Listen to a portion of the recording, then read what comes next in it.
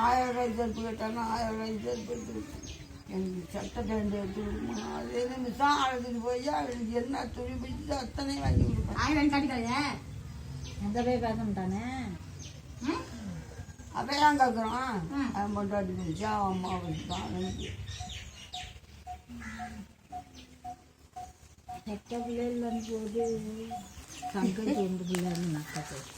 அதான் நான் நம்பினேன். தங்கச்சி பிள்ளை தாமலைன்னு தவத்து நம்பினேன் நல்லா பிள்ளைமானத்தை நடரத்தை கட்டடத்தை. நீ இப்படியெல்லாம் நீ பண்ணுவேன்னா நான் நினைவுலையே நினைச்சு பார்க்குறேன்.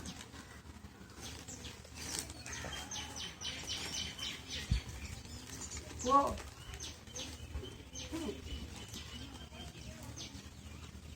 போய் அவள் பங்காளி வீட்டில் வந்து சோழத்தனக்கார வீட்டில் பார்த்து சரிதா, நான் செத்தா அவன் தூக்கிட்ட பழப்பான். நீ தூக்கிட்ட பழைக்க முடியுமா சொல்லு. நான் சொல்கிறேன் வந்தா அழுதுடுறேன். அண்ணன் மட்டாட்டி செத்து வைக்கல. என்ன வச்ச அது வச்ச கட்டி போட்டு நீ கையை இருக்க பிடிச்சிருந்த என்ன நிலைமையில அந்த ஜோதியத்தை நான் எழுதிட்டேன்னு உனக்கு தெரியாது.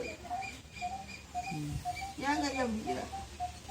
ஆனால் அதுன்னு தெரிஞ்சு பேசுங்க கேட்டேன். சொல்லு, நீ அதெல்லாம் சொல்லணும். யார் பிடிச்சாலும் சாவரேன் தடை பிடிச்சிட்டு இருந்தேன். அதான் சொன்னிச்சு காலையில் என் மாத்திரம் கையை கேட்டு விட்டாங்க. ஏன் சாவர கையை கால் இல்லையா இருக்க இவளை அரிசி போட்டு இவளை அரிசி போட்டு காய்ச்சி குடிக்க தண்ணியை குடிக்க விடுறதுக்கு மனசு இல்லாதாச்சு. அப்படின்றவளுக்கு நான் எப்படி போனான்னா சொல்லு. அவர் போட்டு இந்த கொட்டையை பிரிச்சுட்டு வந்தான். ஆனால் ஒரு கொட்டையை போட சொல்லி இருந்தான். பாம்பு இருக்கான். அது எனக்கு எல்லாமே இது நம்மளுக்கும் ஒன்று இனிமேல் இருந்து என்ன அனுப்பிட்டேன்.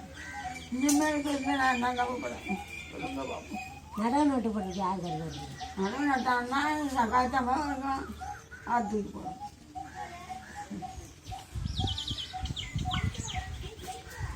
நட்டது தேவை பட்டு கொண்டாந்து துணியோட கொடுத்தா துணி எனக்கு அஞ்சலைக்கு